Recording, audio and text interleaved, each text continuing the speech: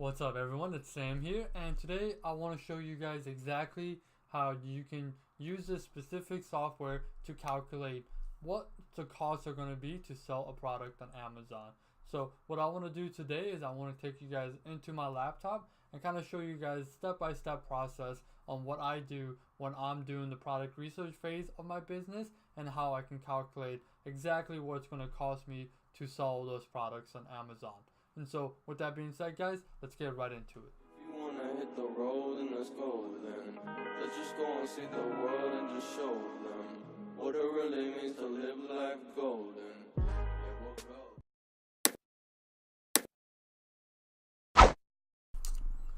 Alright, so the first step that you want to take is you want to just go onto Google, and from there type in FBA revenue calculator. Sorry about that. There we go. Calculator. And it's going to be the first link. So we'll just go ahead and click on that and it will bring us to this page. Right now it's all highlighted because we don't have a product selected. So what we're going to do is we're just going to go on Amazon and select a product that we're interested in. Let's say, for example, we're selling or we're interested in yoga blocks. So we'll go ahead and pick this product and select this one right here.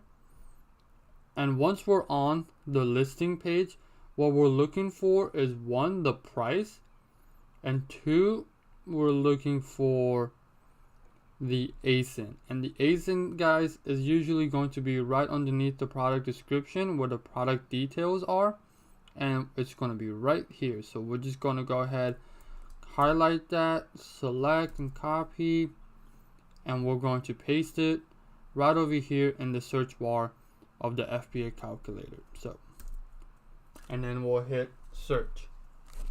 So now we have the product that we chose shown up right here. It's the Glam Essentials Yoga Block set of 2. This part is broken down into 2 separate segments. So the first segment is the your fulfillment, and the second segment is the Amazon fulfillment.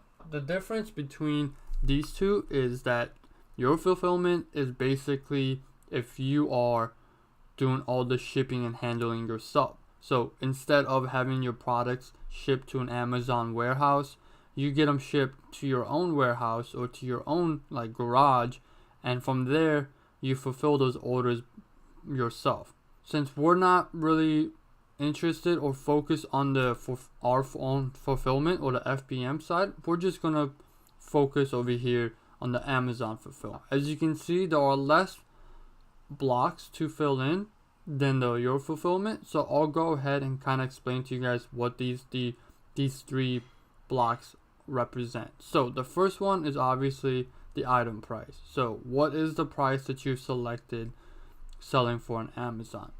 As we go back to the listing, we can see that this product is selling for $10.99. And so what we're going to do is we're just going to plug in $10.99 for the item price. The other 2 are, one, the ship to Amazon. This is going to be the shipping cost per unit. And what I mean by per unit is, say you order 400 units and it costs you $400 to ship the product from China or overseas to an Amazon warehouse, then your shipping cost per unit would be that $400 divided by the 400 units, so $1 for shipping per unit. This information is usually not given to us unless we ask for it from our suppliers. So for the sake of this example, what I'm going to do is I'm going to just ignore it for now, and I'm just going to focus on the cost of the product. To find the cost of the product, what we can do is go onto Alibaba if you decide to use this as your sourcing site, and just type in the product that we're interested in. So we have the yoga blocks.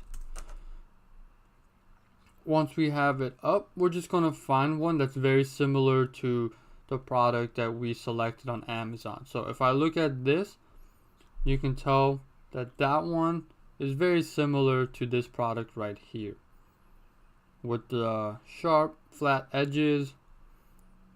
So we'll just go ahead and use this as our example. What we're going to do is we're going to look for the price.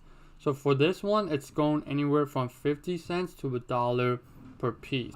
A word of advice is that when you're doing this phase, it's always best to be conservative and always estimate more for the cost of your products rather than less. And why I say this is because most of the time when you are talking to the suppliers and you finally get the end quote of how much it's going to cost per unit, it's always going to be a little bit more than what they have advertised here, just because of all the other shipping and handling and the manufacturing costs. So what I do is I always just add $1 and sometimes $1.50 extra to the price of the product, just to be on the safer side.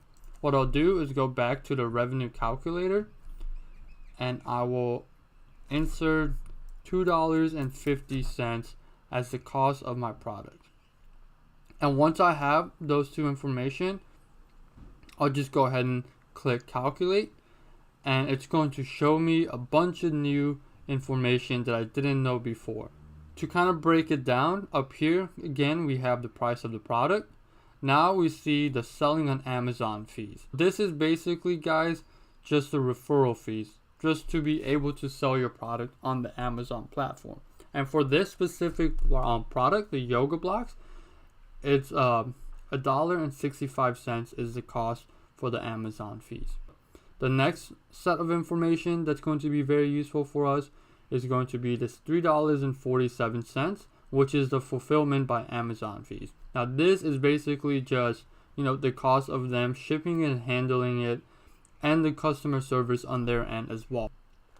These two prices together is basically going to be how much you're going to spend per unit for Amazon expenses. So if you add this up, it comes out to about, $5.12 in Amazon expenses. This right here, your seller proceeds, this number, that $5.87, is basically your gross profit. That includes your net profit and the cost of your goods.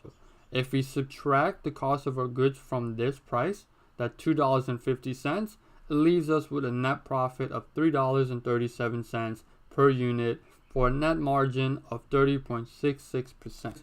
That's basically what I do to kind of calculate what the expenses are. And once you have these numbers right here, that $3.37 and your net margin, you could always kind of play around to see how much you would need to spend, or you can spend, on shipping per unit to either break even or to keep your profit margin at a desirable level.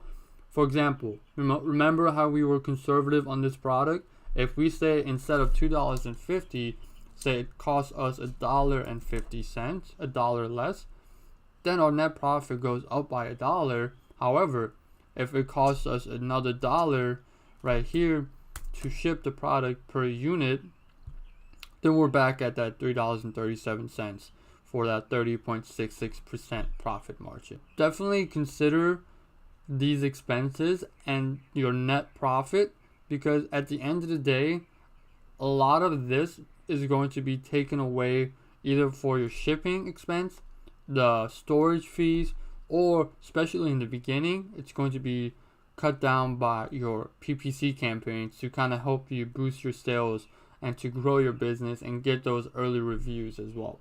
One last thing I want to touch on is, if you look over here on the right hand side, we have the estimated monthly units sold with seller fulfillment. Let's say that we end up deciding to sell these yoga blocks, and that we estimate to sell 250 of these a month.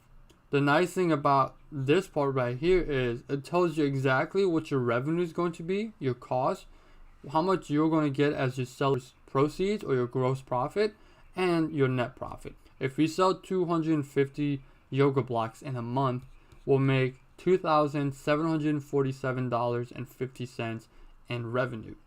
Our expenses are going to be $1,905. That includes the $1.65 per unit for the Amazon fees and the $3.47 for the fulfillment fees.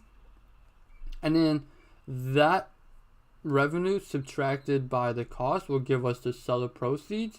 And if we times that 250 units that we sold by the price of our product, will give us the cost of our goods sold. And if we subtract that from our seller proceeds, we'll get our net profit of $842 for 250 units sold. I really hope that this is helpful for you guys, and when you are doing this, you can play around with the price as well. So if you change the price of your product to say $12.95, your net profit is going to go up and your net margin will go up as well. One thing to keep in mind too is the more you increase your price, say you sell it for $15.95, most of the time what happens is you're selling on Amazon fees and your fulfillment by Amazon fees increase as well. Like here, when I changed the price to $15.95, our selling on Amazon fees went to $2.39. However, our net profit is still pretty high and our net margins are really good. Definitely consider your price, your cost of your product, and conservative estimate of what it's going to cost to get it shipped to the United States, especially when you are getting started and focusing on calculating the cost for your product. There you have it, folks. That's how I was able to calculate the cost for my products when I first got started, and kind of showed you guys my strategy around how I like to overestimate rather than underestimate, so I give myself that wiggle room when I'm first getting started. And so I really hope you guys liked this video. If you did, leave a thumbs up, let me know. Also, leave a comment. Tell me what you guys think about my strategy and what are some of the things that you guys like to do when you're trying to calculate the cost for your products as well. And so, with that being said, guys, I'll see you in the next video.